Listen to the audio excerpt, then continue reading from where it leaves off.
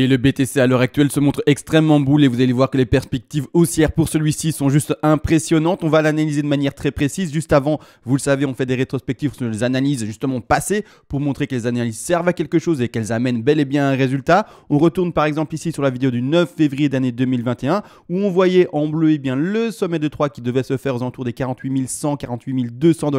Par après recorriger, donc c'est la correction qu'on a eue maintenant, il y a de ça quelques jours à peine, pour retourner vers les 43 000, 42 000 $ et puis rebondir, et c'est l'extraction qu'on connaît actuellement pour retrouver ce sommet de 5. Donc actuellement tout se passe bien dans le petit degré, sommet de 3 ici aux alentours des 48 100, 48 200, retracement de la 4 pour retrouver les 43 000 et puis par après l'extraction pour retrouver ce sommet de 5. Également on a fait ça, vous le savez très bien, sur un degré plus grand, c'est-à-dire qu'on a également fait un trade et passé à l'achat très précisément dans ce rectangle vert qui se situe plus précisément aux alentours des 33 000, 32 000 $, et donc vous allez le voir qu'on attendait la zone d'achat, une zone de consolidation pour après s'extraire et continuer à monter pour retrouver des take profits partiels qui vont chercher les 60 000, les 66 000, les également ici 76 000 et peut-être beaucoup plus vis-à-vis du travail que je vais effectuer aujourd'hui. Donc ici, rétrospective également, vous le savez, pour montrer que oui, tout est vu à l'avance et tout est travaillé à l'avance. Le 30 janvier d'année 2021, donc maintenant il y a pratiquement 2 semaines, on voyait tout simplement la zone d'achat en vert ici. À ce moment-là, on était aux alentours des 34 000, on attendait encore une légère baisse pour vraiment passer à l'achat dans cette zone-ci, passer à l'achat une fois que la consolidation a été faite et l'extraction vers le haut, vers les objectifs qui ont été donnés durant cette vidéo-ci, qui avait déjà été placés à l'avance, vous voyez, avec le TP1, TP2, TP3, bref, tout est fait à l'avance, tout se passe pour le moment très bien et donc on va continuer l'analyse. Malgré tout, avant de commencer tout ça, vous le savez, je fais une petite intro et également les remerciements aux personnes qui font des donations à la chaîne. Et on se retrouve aujourd'hui sur le BTC face au dollar et vous le savez, je remercie les personnes qui font des donations parce qu'elles sans doute c'est extrêmement chronophage de faire ces vidéos de manière quotidienne, et également des personnes qui m'écrivent au final et me disent voilà, tu me fais des vidéos de manière quotidienne complètement gratuite et c'est-à-dire pédagogique pour que je puisse apprendre le risk management, le décompte Elliott, également finalement les façons d'investir, également les façons de trader, bref tout ça, et merci à toi parce que c'est un cours gratuit, il n'y a que quelques pubs il est vrai, mais voilà, un petit cours gratuit, et moi je te récompense, merci. Et vous le savez d'ailleurs, contre les donations, ça fonctionne par palier d'ailleurs, et vers les premiers paliers de donation, si vraiment vous voulez aider la chaîne, je vous envoie en contrepartie vers ces premiers paliers toutes les règles d'Elliott en français.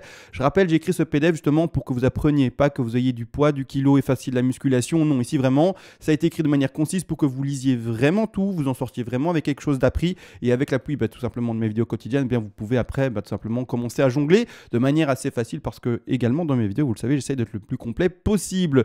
Malgré tout également, il est vrai, vers les derniers paliers, donc c'est-à-dire les paliers les plus élevés en termes de donation, vous pouvez me demander une analyse à la demande, c'est-à-dire finalement en privé sur l'actif de votre choix, ça sera fait en vidéo et ça sera finalement fait le plus vite possible. Je rappelle, actif de votre choix, c'est crypto-monnaie ou pas, ça peut être également un actif traditionnel boursier, par exemple pour donner un nom, Amazon, pour vraiment donner un nom, on peut faire l'Airbus, on peut faire je ne sais pas quoi d'autre, peu importe, vous choisissez, on peut analyser l'or, peu importe, vous choisissez, mais bref, ça sera fait également en vidéo privée. Malgré tout, enfin, on a fini les remerciements, etc., blablabla, et on part enfin dans ce que, entre guillemets, j'apprécie surtout aborder, c'est-à-dire l'analyse technique. Ici, qu'est-ce qu'on voit? Finalement, les vagues qu'on avait posées ensemble précédemment, par rapport, on le voit à la vidéo qui est ici, d'accord, donc le sommet de 3, la correction de 4 et l'extraction de 5 pour valider une grande 3 qui est cachée là-bas en haut à droite, donc pour valider la grande 3 qui est cachée ici en haut à droite. Donc là pour le moment, ok. Malgré tout, ce décompte-ci, pour moi, était le premier décompte à soutenir, mais je commence doucement à l'invalider, alors pas pour un mal, pour quelque chose de mieux, c'est-à-dire un pump encore plus puissant.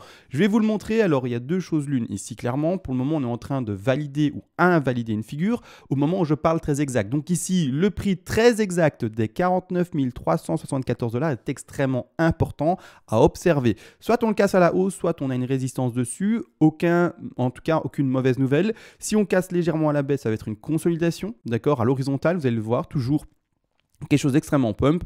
Et si au contraire on pump et qu'on casse plus précisément le prix où on est maintenant exactement, à ce moment-là on verra un scénario également toujours très pump, mais décompté légèrement différemment. C'est-à-dire que pour le moment, ce que je vais soutenir et vous montrer à l'écran, premièrement c'est extrêmement pump, il faut vraiment en avoir conscience, c'est vraiment très très fort.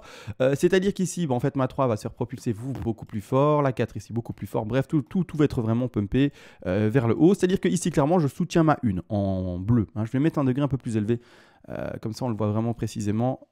Le mettant, voilà, ça c'est un super gros degré du coup. Mais voilà, ici, ma 1, ma 2. Ok, ça je laisse, il n'y a pas de problème. Malgré tout, là actuellement, ma 4 ici, pour le moment, on voit bel et bien, déjà en 4 récits, le récit réécrase à chaque fois tout. Donc on a bel et bien un sommet sur le récit pour mon sommet de 3, mais par contre la 4, elle s'écrase, elle s'écrase, elle s'écrase en termes de récit, alors que sur le cours, ben, on voit bien, ça fait toujours des plus hauts. Donc divergence, haussière cachée en plus de ça. Mais malgré tout, ça veut dire que ma 4, je ne peux pas déjà la terminer, je suis obligé de la transposer plus loin, d'accord ? Plus loin, d'accord? Donc soit elle se terminerait déjà là sur le bas du récit, soit en fait elle se terminerait plus loin avec une flat, mais attention, pour ceux qui me suivent et qui se disent ok flat, je la vois également, en effet CMA, je la vois, je suis avec toi. C'est-à-dire qu'en fait on voit bien ici le retracement qu'il y a eu jusqu'au top, en fait le prix que je vous dis de faire extrêmement attention, dire qu'on voit bel et bien on est dans la zone des 123-127 piles, d'accord? Donc c'est vraiment une zone de résistance forte, c'est-à-dire que là-dessus, et quand on voit ceci, 1, 2, 3 vagues en plus de cela, on peut très bien, voir ceci. C'est-à-dire que je vais le dessiner rapidement. Non, pas ABCDE du coup, ABC. Donc la première flat, elle est ici, d'accord? A, B, et puis après on va chercher une C, une zone d'achat, donc phase de consolidation, hein, c'est pas une annonce de crash, hein, attention. Hein. Puis après ABC, et puis après on commence à repumper pour la 5. Potentiel. Malgré tout, ceux qui sont avec moi, qui me suivent, disent ok CMA, je veux bien ta ABC, mais il y a une ABC là-devant, on est d'accord. ABC également en flat, en tout cas moi c'est ce que je vois, c'est ce que je décompte, c'est mon décompte à moi. Clairement on peut pas retrouver une ABC flat dans la 2, et on peut pas non plus en même temps retrouver une ABC flat dans la 4. C'est-à-dire que mon décompte, si c'est bel et bien ça qui va s'exprimer dans quelques heures. Donc imaginons, je clôture la vidéo et ça corrige légèrement, d'accord? Donc ça suit en fait la ligne blanche que j'ai installée aujourd'hui avec vous en vidéo en flat, d'accord? Et que cette affaire-là suit la ligne blanche. Donc ici, en fait, ça descend légèrement, d'accord? On va retrouver les zones d'achat, etc. Je vais tout expliquer durant la vidéo. Mais c'est-à-dire qu'en fait, ça, c'est extrêmement pump. Pourquoi? Parce qu'en fait, je vais pas finalement arrêter ma 3 là, je vais la propulser. Mais je vous dis, les amis, mais tellement fort, c'est-à-dire qu'en fait, le BTC va repartir en parabole de fou, en fait, et du coup, en fait, il va pas reprendre son souffle comme on aurait pu le penser, avec des hausses, entre guillemets, pas légères et pas timides, mais tout de même plus timides que ce qu'on pourra reconnaître. Et à partir de ce moment-ci, les amis, c'est-à-dire qu'en fait, on va retrouver pour moi quoi? Un sous-décompte encore. Je vais retirer expressément les tout grands degrés, hein, d'accord? Parce que là, il commence à y avoir trop de choses à l'écran, ça commence à être gênant pour la lecture. Donc ici, je retire un énorme degré qu'on abordera, à mon avis, pas dans cette vidéo-ci. Je laisse la jaune parce qu'on ne la voit pas. Ce degré ici en blanc, je vais également pour le moment le retirer. On va vraiment travailler finalement que les vagues bleues. Visualiser que les bleus, en fait, c'est un sous-décompte en fait de vagues encore plus grandes. D'accord? Donc c'est vraiment, même quand on arrive à la fin de cette 2-ci, continuation, la fin de cette 5-ci, continuation du pump et du pump. Mais je remets les blanches également, maintenant de retrait, comme ça, voilà, il n'y a pas de choses superflues à l'écran et on ne travaille et on ne voit à l'écran que ce qu'on travaille réellement. C'est-à-dire qu'en fait, voilà, je vais propulser ma 3 plus haut. D'accord? Vous allez me dire, mais d'accord, CMA, mais du coup, en fait, ce petit bidule qui est en train de se passer maintenant, c'est quoi?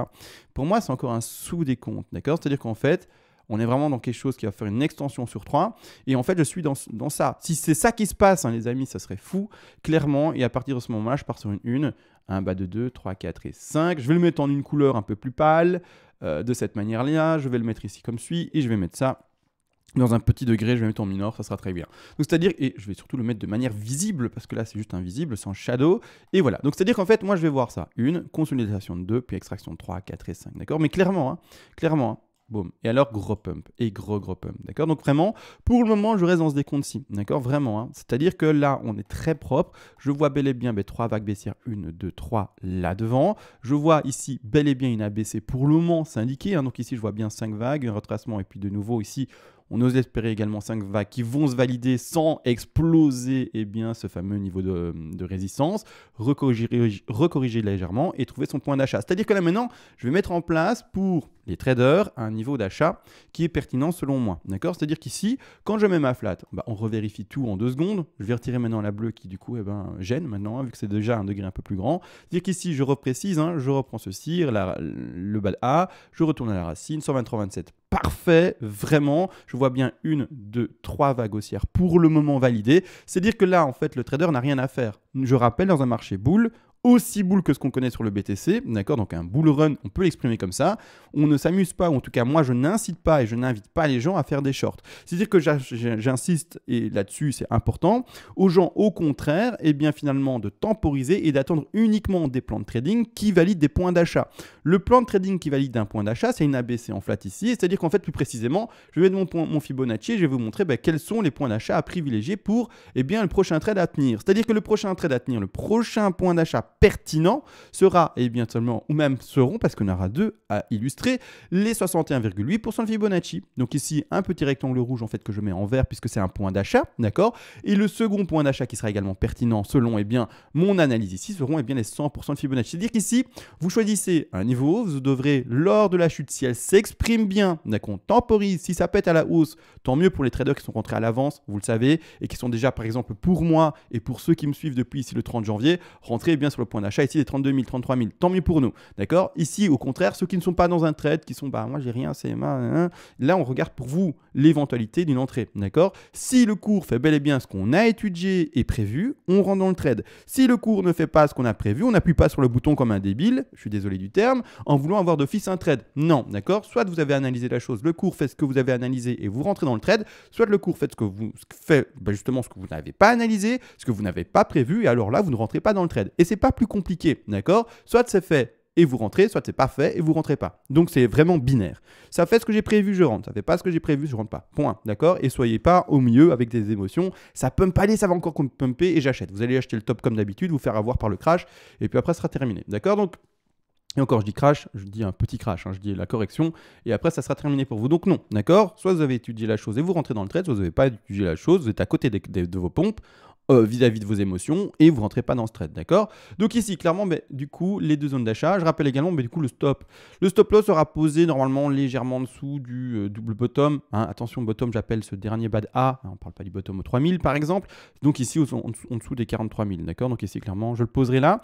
C'est-à-dire qu'à partir de ce moment-là, peu importe votre entrée, là ou là, qu'est-ce que ça va changer par rapport à l'entrée? Ça va changer bien entendu l'exposition. Ce qui va du coup vis-à-vis de l'exposition par rapport au stop loss, et bien changer votre risque management, d'accord? Ça ne sera pas le même capital joué sur ce trade vis-à-vis finalement de ce risque management là. Mais autrement, les deux positions sont bonnes. À vous de voir si vous voulez temporiser et attendre une correction plus forte, ou si au contraire vous ne voulez pas temporiser et acheter directement pour être sûr entre guillemets de vous être dans le trade. Ça serait un trade avec un ratio plus petit, bien entendu, mais du coup voilà, vous serez d'office dans le trade pratiquement. C'est-à-dire que là, de toute manière, on va finir une 2, d'accord? Peu importe, je vais symboliser la fin de la 2 ici aux alentours des 61,8 pour symboliser quelque chose, parce que je vous le dis, je sens le gros pump, donc je m'y attends et donc je me dis que ça va pumper cette affaire-là. C'est-à-dire que grossièrement, là maintenant, si ça pump, d'accord, dans cette configuration-ci et le plan que je vous montre, tout simplement, les objectifs vont être démentiels, mais démentiels, c'est vraiment la folie, vraiment, je suis en 4 heures, ça va aller, donc là maintenant je pars dans un scénario montré, donc un plan de trading travaillé à l'avance, comme expliqué, avec les deux points d'entrée, le stop loss de placer, etc. On place ici le point d'entrée simulé aujourd'hui aux alentours des 46 525 $, et le pump pour cette affaire-ci. L'objectif minimum, on part toujours dans ce scénario-là, toujours faire les objectifs minimums, et après si le BTC nous montre comme actuellement des scénarios plus forts, on redéplace les vagues, comme en fait j'ai fait aujourd'hui. Au début de vos vidéos, je vous ai dit, voilà, on part là-dessus de base. De base, on part là-dessus.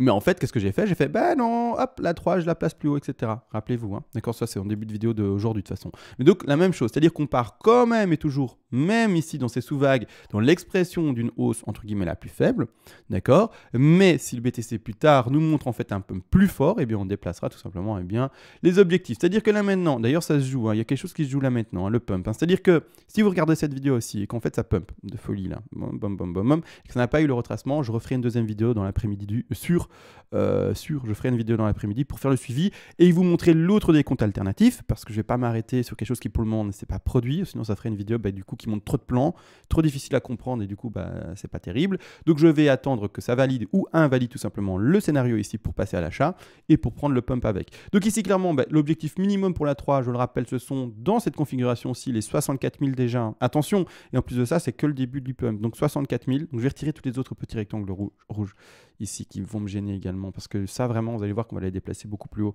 Donc ici les 64 000, retour de la 4. Alors du coup une 4 assez forte, étant donné qu'on a fait, rappelez-vous, du coup pour le moment une 2 qui semble être extrêmement faible, même si on prenait que le bas de ceci. D'accord, eh bien on serait en fait sur une 2 extrêmement faible. C'est-à-dire qu'on serait sur une 2 qui va chercher ses 38,2, même pas 50, donc c'est vraiment très faible, donc un retracement de 4 en fait assez fort. Donc c'est-à-dire un retour sur les 38,2, 50% de Fibonacci. Donc on va remettre ici tout simplement, eh bien cette affaire-là de nouveau retour aux alentours des 57 000 et voire même un peu plus bas ici des 55 000. Je vais mettre au milieu pour être sûr d'être dans la moyenne en tout cas de ce que j'ai donné. Et par après enfin la dernière extension, ce qui va nous donner finalement un objectif minimum théorique, on l'aura compris. Donc ici, l'extension d'une 5, ce sont les 100, d'accord. Je vais mettre ici vite fait des petits rectangles rouges visuels. Donc ici, un petit rectangle rouge, j'ai dit, hop, hop, de cette manière-ci, copier-coller. Je fais ça vite et après, je vous montre ça plus précisément, hop, de cette manière-là. D'accord. Donc ça nous donne un objectif à 100% de Fibonacci, un objectif à 161,8, un objectif à 261,8% de Fibonacci, ce qui nous donne en termes de prix. Attention, scénario non encore validé, etc. Donc attention, ne posez pas, ou en tout cas, vous dites pas que c'est lecture d'avenir et on y va. On attend de voir comment le plan s'illustre, etc. Et puis on l'adapte réellement par rapport à ce que fait le cours. Là, on fait les choses à l'avance. Comme dit, si le cours fait ce qu'on a prévu, on rentre dans le trade. Sinon, eh bien, on ne rentre pas dans le trade et point barre. Donc, c'est-à-dire que si il fait ce qu'on a prévu et que donc on rentre dans le trade, tout ça sera à placer par après. Donc, c'est-à-dire qu'il faudra mettre cette épée, etc. vis-à-vis de ce qu'on a analysé aujourd'hui. Donc, c'est-à-dire que l'objectif des 67 000, puis par après ici un peu plus haut les 74 000 et puis encore un peu plus haut ici les alentours des 84 000. Et ce est uniquement juste pour le moment pour valider un sommet de 3 qui est ici en bleu. Et là, j'ai mis son degré un peu plus grand. Donc, on revient en fait sur, comme vous voyez, cette 3 en bleu qui est, je refais des petites rétrospectives pour être sûr que vous suiviez, en fait, à la base, posée ici aux 48 200 $ pour retrouver la correction de 4. Et en fait, non, la 3, on la pose beaucoup plus haut. Et c'est-à-dire qu'en fait, on est énormément pump par rapport à ce qu'on a analysé en fait de base. C'est-à-dire que là, et bien tout simplement, on va regarder les objectifs de 3. Je suis presque sûr qu'on serait en extension. Alors, presque sûr parce que je m'appuie sur mes yeux, mais encore une fois, mes yeux n'ont pas un outil technique intégré et donc ne savent pas voir les choses. C'est-à-dire que oui, si vraiment on va chercher par exemple l'objectif minimum de la 5, qui serait ici dans le sous-décompte calculé avec vous actuellement, les 67 000 $, eh bien on serait en extension au-delà des 423,6% de Fibonacci. Donc oui, on est en extension. Après, ça peut même pumper plus fort et donc extension de fou. Mais c'est-à-dire que, regardez bien en fait la chose extraordinaire qu'on est en train de connaître actuellement, c'est qu'en fait ce degré en bleu, que du coup je vais remettre maintenant légèrement plus petit, je vais y mettre un degré plus correct,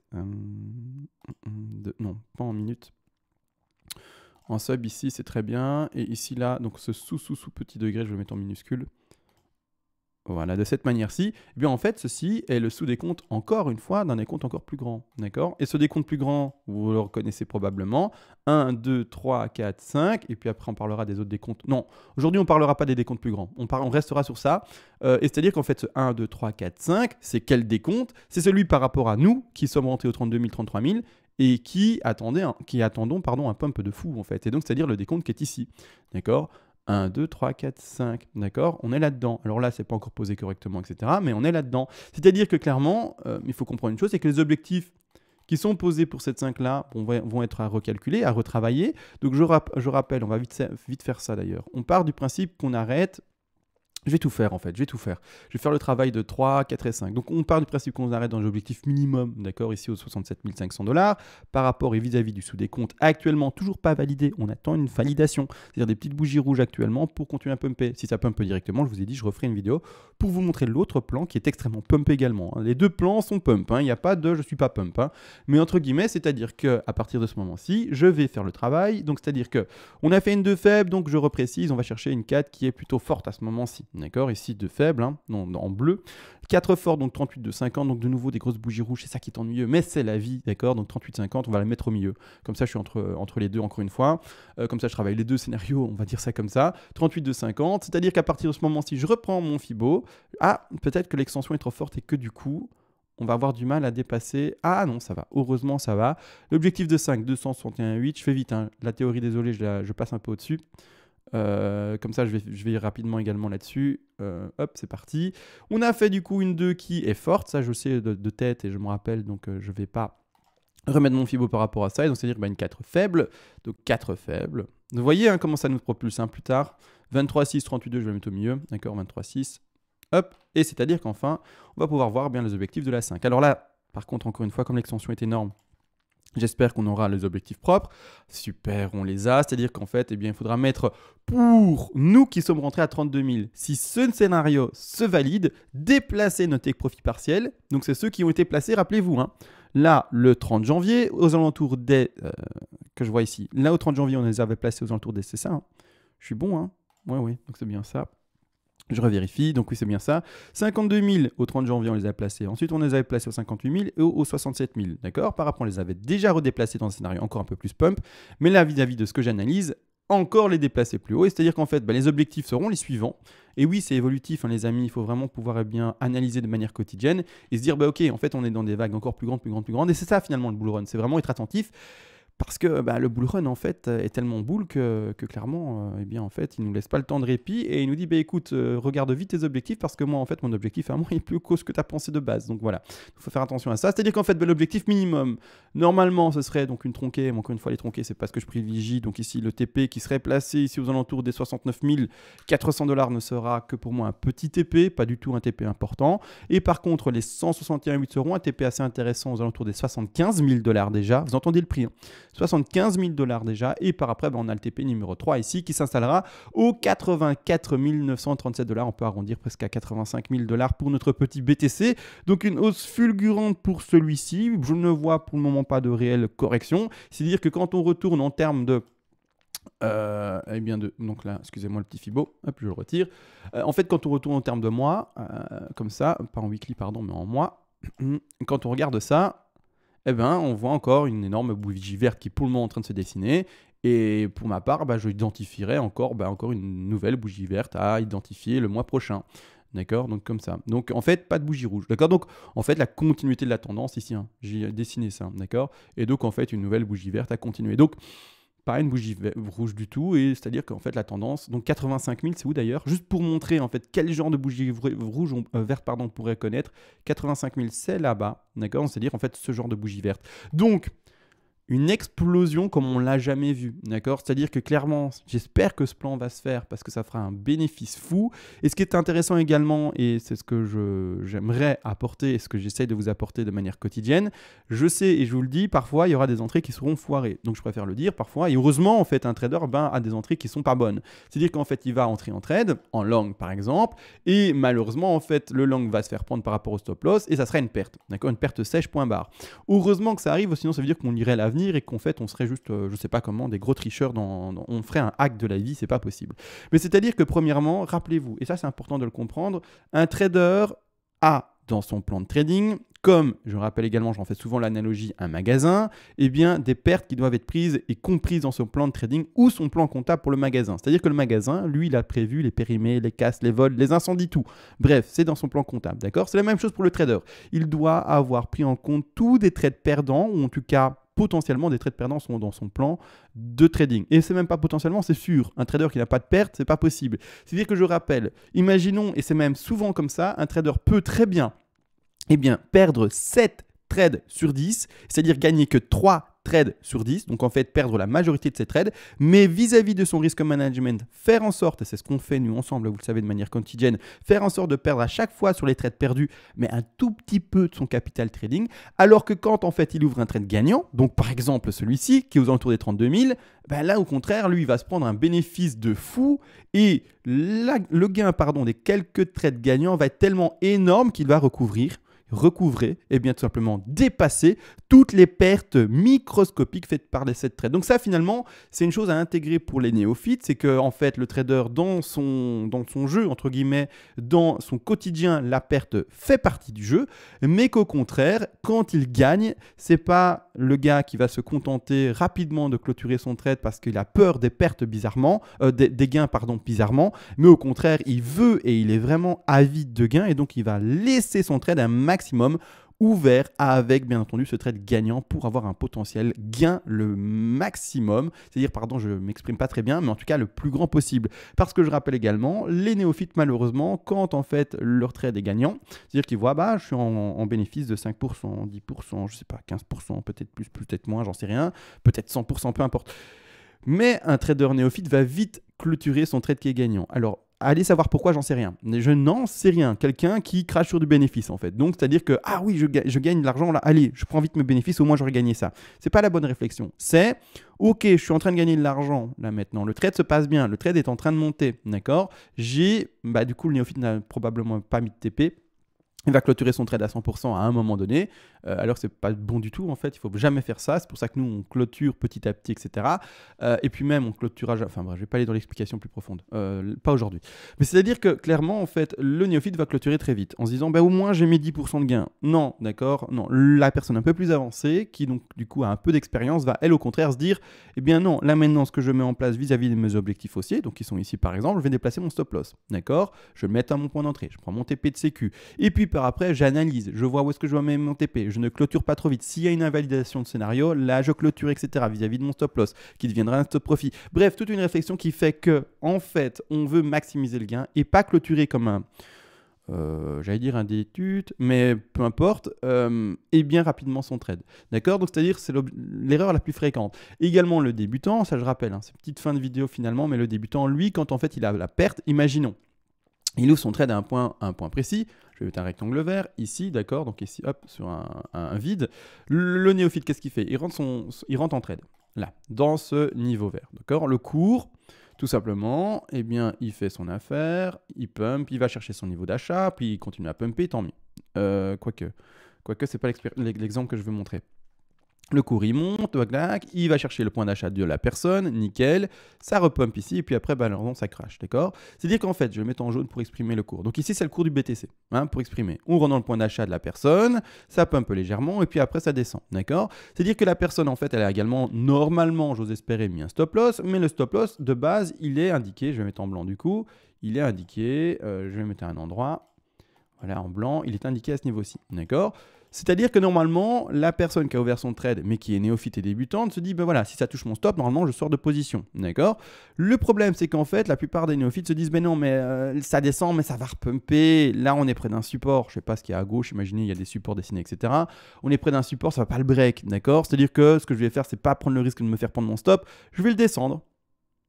Non, surtout pas faire ça, d'accord. C'est-à-dire que si le cours continue à descendre, eh bien, le néophyte va dire « Aïe, aïe, aïe, je l'ai descendu, mais non, j'ai déjà augmenté ma perte allée, je vais pas perdre ce trade-là, sinon je perds énormément. Je vais encore le descendre, tant pis. » Mais alors là, le BTC, s'il continue à descendre. Et donc, en fait, qu'est-ce que ça va changer? Mais tout le risque management. Un risque management a été calculé par rapport à un stop loss placé et qui ne doit pas être déplacé dans le rouge. C'est-à-dire que là, maintenant, quand le néophyte, qu'est-ce qu'il fait? Il descend, mais il est en train de fracasser tout son risque management. Donc, en fait, il est en train d'augmenter sa perte énormément, alors qu'en fait, quand il fait du bénéfice, comme expliqué précédemment, ben, en fait, il ne veut pas augmenter son bénéfice, il va clôturer vite. Donc, c'est la logique inverse qu'il faut avoir. C'est quand en fait le trade se passe pas bien, on déplace surtout pas son stop vers le bas, on sort de trade et c'est terminé. Ça n'a pas fait ce qu'on avait pensé ou en tout cas analysé. Et au contraire, quand ça pump là, au contraire, on déplace légèrement son stop vers le haut, mais très légèrement pour que ça devienne un stop profit. On met bien entendu son analyse en place, les TP partiels, etc. Et bref, là au contraire, ça se passe bien. Mais donc voilà, petit message en fin de vidéo pour les néophytes vis-à-vis de cette erreur-là, bien entendu. Donc là maintenant, qu'est-ce qui se passe? On attend le pump, grossièrement, on attend les confirmations de ce scénario-ci. J'attends du coup pour ma part, soit une cassure franche maintenant, du niveau où on est, d'accord. Si on le casse franchement et qu'on ne va pas corriger pour acheter dans les deux zones données, à ce moment-ci, je referai une vidéo pour montrer le deuxième plan qui est extrêmement pump également, d'accord. Mais au contraire, là, on est sur une phase de temporisation et on attend. C'est-à-dire que pour ma part, dans le scénario maintenant, si je n'étais pas encore en trade, je n'appuierais pas sur le trade, ou en tout cas sur le bouton achat, d'accord, donc buy, et j'attendrai la correction en rouge pour acheter dans une des deux zones qui a été donnée, d'accord, avec le stop placé là-bas en bas, etc., d'accord. Donc voilà, tout a été dit. Donc en fait, également, juste pour donner une ordre d'idée de ratio et d'exposition, en fait, on est excellent. C'est-à-dire qu'imaginons, on rentre ici sur les 46 000 avec un stop là-bas en dessous, aux alentours des 43 000 et quelques. Quand on met notre petit outil de long, on est bon, hein, d'accord. Donc ici, hop, on aura une exposition aux alentours des 6,64 et le premier objectif minimum se retrouve déjà à un ratio de 6,69 et le ratio ultime, si on va vraiment chercher le dernier TP ici indiqué aux alentours des 86 000, de 84 000, pardon, 85 000, on a un ratio de 12. Donc on simplifie vis-à-vis des différents TP parce qu'on le sait, on ne vend pas d'un seul trait et d'un seul coup, c'est-à-dire qu'en fait, le ratio que vous lisez là n'est finalement existant que si vous achetez à 100% là d'office et que vous revendez à 100% à un prix donné. Mais en fait, c'est pas le cas. Nous, on a une stratégie de TP, etc. pour lisser son point finalement de vente, pour essayer d'approcher le maximum le top et donc finalement faire un plus gros bénéfice possible. Eh bien non, vous allez le simplifier. Moi, je dis souvent, pour simplifier sans se casser la tête, vous divisez le ratio par 2. 12 divisé par 2, on est aux alentours de 6. Et ici également, même si on prenait le ratio minimum, divisé par 2 à 6, on est à 3. Donc ici, c'est un très bon trade vis-à-vis de l'exposition et également de toute façon du ratio attendu. Donc ici, propre. D'accord, propre, vraiment propre. Donc il n'y a pas du tout à s'inquiéter pour ce trade-là. Bien entendu. Donc là maintenant, j'ai vraiment tout dit. C'est-à-dire qu'en fait, voilà, un gros pump pour cette affaire-ci, on s'attend vraiment à quelque chose de phénoménal. Consolide encore un tout petit peu, s'il te plaît, BTC, pour rentrer parfaitement dans ce plan. S'il le fait, c'est la fête, hein, les amis. S'il le fait, c'est la fête. Et là, c'est let's go. Hein. Ça va être la folie de chez folie. Bon, assez dit de choses. Je vous laisse en ce dimanche. Je vous souhaite à tous une belle journée parce qu'il fait beau. Profitez de la neige pour ceux qui sont dans le nord parce que vraiment, elle va bientôt fondre. Et je vous le dis, les bois avec les chemins enneigés, c'est juste magnifique. Pensez à y aller, c'est vraiment juste magnifique. Ou les petites montagnes également dans les régions de la France. Bref, tout ça pour dire bon dimanche et on se voit au plus vite, peut-être cet après-midi pour encore le pump plus puissant du BTC. Et sur ce, ciao.